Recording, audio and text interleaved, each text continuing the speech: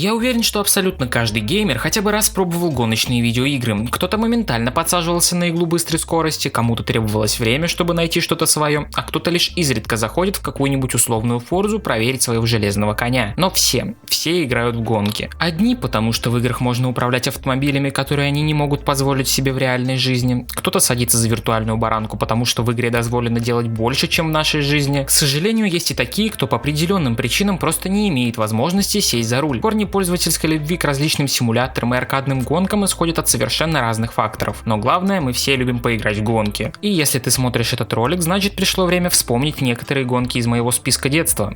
Я прекрасно понимаю, что не каждый может позволить себе новинки игровой индустрии, и поэтому мы поговорим именно о ностальгических гонках, в которые может поиграть каждый. По классике жанра бери вкусняшки, и мы начинаем.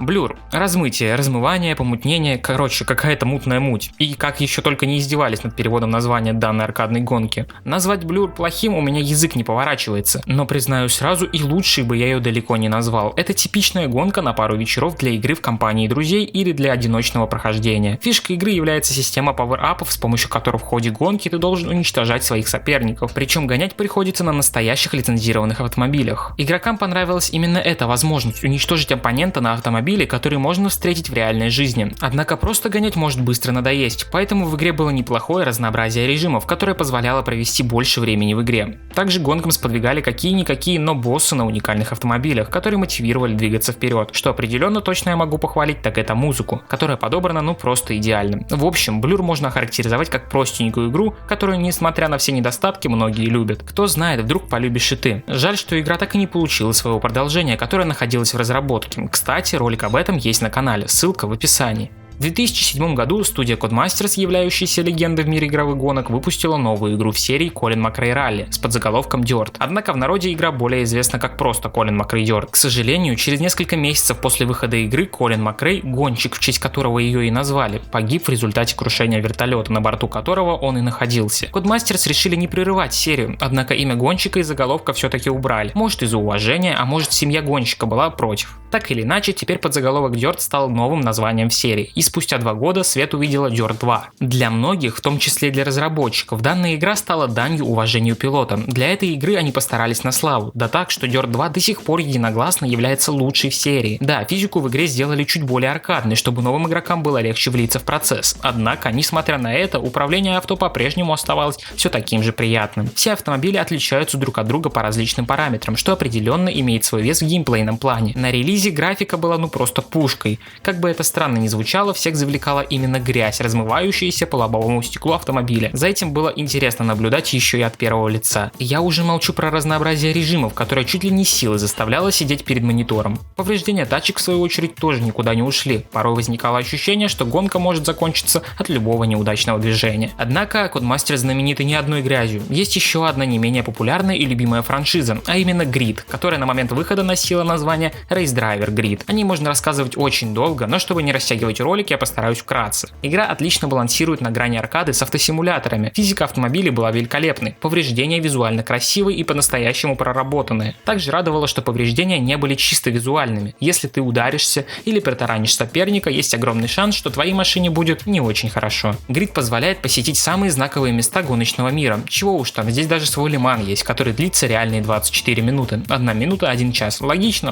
вы бы и сами до этого догадались. Не знаю, зачем я это рассказал. Если Dirt многим нравилось именно из направленности на раллийные гонки, то Grid полюбили по совсем обратному сеттингу. Гонки являются совершенно легальными и проходят на полностью закрытых трассах. Стандартное количество режимов, так сказать, набор джентльмена. Обычные кольцевые гонки, дрифт и дуэли. Все это открывается со временем. Пока я делал данный ролик, увидел, что у Седовского вышел обзор, в котором он подробно рассказывает, почему же так многие любят первый Grid. Советую ознакомиться. Juiced — своего рода наследник самых разных уличных гонок. Данную игру полюбили за богатый тюнинг, как внешний, так и внутренний. На момент релиза игра могла похвастаться неплохим автопарком, который насчитывал 52 автомобиля. Все машины в игре разделены на классы, а если быть точнее, классы мощности. Есть возможность одну машину прокачать сразу на несколько классов вперед или же наоборот даунгрейнуть назад. Физика аркадная, настолько аркадная, насколько это возможно. Однако, несмотря на это, все автомобили ощущаются индивидуально, что можно даже определить ее привод. В игре есть 8 боссов, уважение которых нам и предстоит заполучить. И главное, что каждому из боссов индивидуальный подход. Уникальным был и метод заработка. Деньги можно было копить как за победу в гонках, так и за старт ставки на эти же гонки. В игре можно полноценно поставить на кон своего коня, и если ты его проиграешь, придется покупать новый. Так что для тех, кто не играл и хочет попробовать ночные гонки, но не в мире Need for Speed, то советую попробовать. Test Drive Unlimited 2 стала продолжением первой Unlimited, ставшей культовой в кругах гоночных фанатов. Кстати, многие по ошибке думают, что в серии всего 2 игры. Ребята, спешу развеять этот миф, поскольку на самом деле серия Test Drive очень большая, и даже часа не хватит, чтобы рассказать о каждой игре вкратце. Поэтому давайте продолжим обсуждать TDU 2. Огромный остров, куча самых различных автомобилей, а ты обычный парнишка, который мечтает стать кем-то значимым в этом мире. Добиваться этого приходится самыми разными способами, проходя различные заезды. Большой открытый мир позволял окунуться в игру на долгие часы. Абсолютно такая же формула, состоящая из открытого мира, кучи режимов и богатого автопарка, сейчас используется в другой популярной гонке – Forza Horizon. И это о чем-то договорит. Так что если вы не имеете возможность поиграть в Forza, попробуйте Test Drive Unlimited 2. Вдруг вам понравится. Burnout Paradise – великолепная игра, которая, к сожалению, является последней частью серии. Что же такого в этой аркадной гонке, можете меня спросить? А я отвечу, что эта игра по праву может считаться настоящим симулятором камикадзе. Аркадная физика в совокупности с проработанными разрушениями автомобилей позволяла войти в невероятный кураж. Большой автопарк, куча гонок, музыка и полностью открытый мир. Все, что нужно знать про эту игру. Отличительной особенностью игры является подход к гонкам. У тебя есть старт и есть финиш, до которого необходимо добраться. Маршрут ты строишь сам. Езжай куда угодно, как угодно. Главное, выиграй. Ладно, гонки гонками, но надо же оправдать кучу повреждений вдребезги, верно?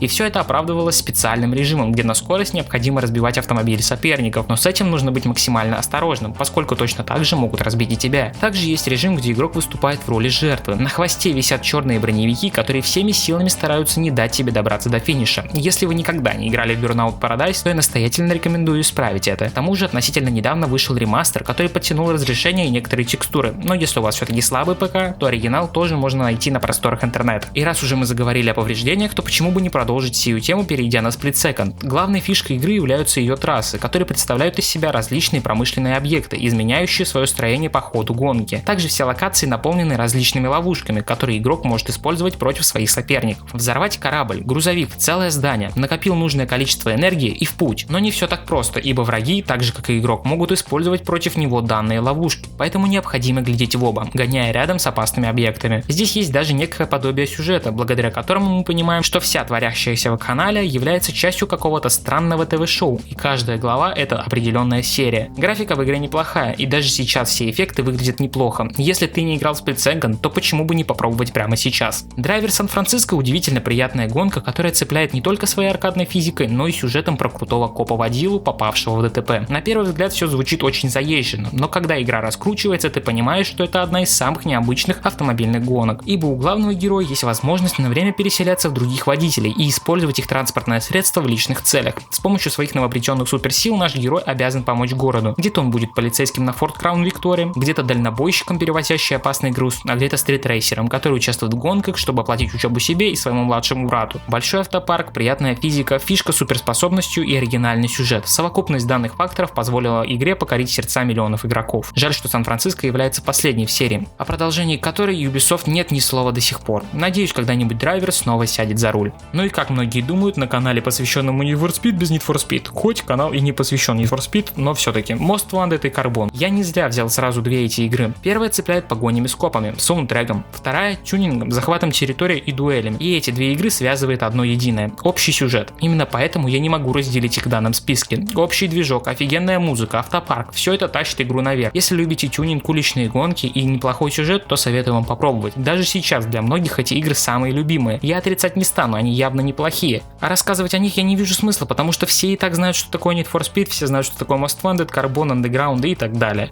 Что ж, а на этом все, дорогие друзья. Я надеюсь, вам понравился данный видеоролик. Если это так, то я жду вашу подписку на канал. Переходи на наш Discord сервер, там все новости о канале. Не забывай подписываться на группу ВКонтакте, ставь лайк.